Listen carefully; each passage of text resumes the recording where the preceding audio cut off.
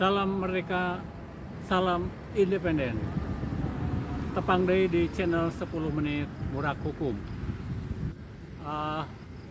Lur ayeuna masih keneh rame soal ditinggal harta Lina Jubaidah anu masih keneh jadi berita kulantaran Teddy maswalkeun soal hakna. Soal harta waris mah memang lur sakapeung jeung dulur oge sok pacengkadan pasea nepi ka saumur-umur gara-gara harta warisan. Kitu deui bisa jadi Teddy maswalkeun harta warisan teh meureun ngarasa aya hakna nya. Anakna Lina Jubaidah almarhum nyaeta Putri Delina jeung lanceukna bisa jadi oge leuwih ngarasa hak lantaran anak kandung ti Lina Jubaidah jeung ti Sule. Jadi lur kieu lamun nurutkeun hukum kulantaran Teddy jeung Lina teh agamana Islam, artinya kudu dianalisis tina hukum waris numutkeun agama Islam. Jadi kulantaran hari hubungan waris teh nurutkeun agama Islamnya eta kuayana hubungan sedarah, misalnya bapak, indung, anak eta hubungan nurutkeun garis darah. Oge hubungan perkawinan salaki jeung pamajikan. Tadina kasus Teddy jeung almarhum Lina ditinggalina kudu kieu lur. Dina hukum waris Islam teh anu disebut harta teh aya dua. Nyata kahiji harta bersama. Harta bersama teh harta bebenangan ladang usaha duaan antara salaki jeung pamajikan salila kakurung ku perkawinan. Jadi misalnya ya simkuring jeung kun bojo salila perkawinan teh bebenangan tina usaha salila perkawinan eta disebutna harta bersama. Jadi ladang babarengan.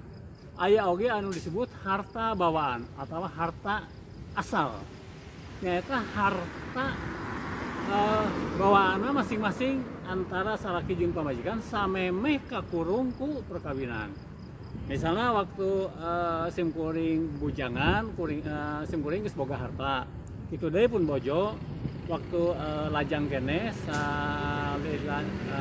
can kawin kuring boga harta misalnya teh nah warisan, nah hibah, nah hadiah eta disebutna harta bawaan. Meunang teu harta bawaan dijadikeun harta bersama bisa wae lur satungtung antara salaki jeung pamajikan aya kasapukan. Jadi lamun aya kasapukan, harta bawaan rek dijadikeun harta bersama, harta campuran bisa. Tapi kudu dumasar kana kasapukan. Lamun teu aya kasapukan, tetep kudu harta masing-masing. Jadi kakawasanana dumasar kana harta bawaanana. Misalnya otoritas teh aya di salaki atawa di pamajikan. Tah soal harta ieu teh dina hukum Islam disebutkan garis nate tegas nyata dina hubungan perkawinan teh aya anu disebut harta bawaan jeung harta bersama. Ya teh diatur dina pasal 35, 36, 37 Undang-Undang Nomor 1 Tahun 74 ngeunaan perkawinan. Jadi hukum undang-undang perkawinan teh geus ngatur harta bawaan jeung harta bersama teh kudu dipisah. Tah dina kompilasi hukum Islam geus sarua anu disebut harta bawaan jeung harta bersama teh kudu aya garis pemisah anu jelas. Tak kitu lur. Nah, ayeuna kieu dina media disebutkeun cenah lina teh mawa harta gedena 10 miliar. Sameme kawin jeung Teddy. Itu anu disebutkeun dina media. Nah, eta anu 10 miliar teh artinya harta milik Lina. Lamun nya bener sameme kawin ka Teddy boga harta 10 miliar. Artinya eta otoritasna milik Lina. Teddy teh boga hak. Tah, kumaha harta bersamana? Harta bersamana satungtung Teddy kawin jeung Lina aya teh bebeunanganana harta bersamana. Tah eta anu disebut harta bersama.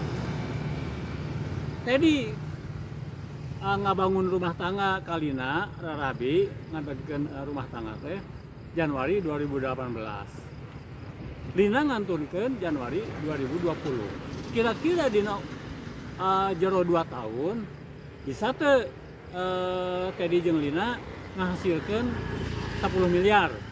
Lamun teh mah anu 10 miliar teh tadi di aku misalnya teh jadi harta bersama. Ku logika sanajan pangusaha jeung pejabat ari jero 2 tahun mah merelur ngumpulkeun harta bersama 10 miliar teh kahitung hese kecuali nu konglomerat pisan. Oge kudu ditingali tadi teh naon pakasabarana ayeuna nepi ka bisa misalnya teh ngumpulkeun harta 10 miliar. Kan lamun misalnya nepi ka bisa ngumpulkeun 10 miliar berarti wah pangusaha jegut kelas konglomerat lah. Jadi tina logika eta ge bisa kanyahoan harta bersama antara Teddy jeung Lina teh kira-kira kaukurna sabaraha. Ngan ukur kakurung ku pernikahan 2 tahun. Tah, tidinya urang bisa ngukur harta bersama antara Teddy jeung Lina teh. Ayeuna Lina ngantunkeun. Nah, Teddy boga hak teu kana harta Lina. Ari kana harta bawaan Lina mah anu 10 miliar teh jelas teu boga hak.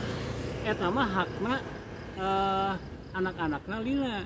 Anu 2 anu tina perkawinan jeung Sule jeung anu hiji tina perkawinan jeung Teddy.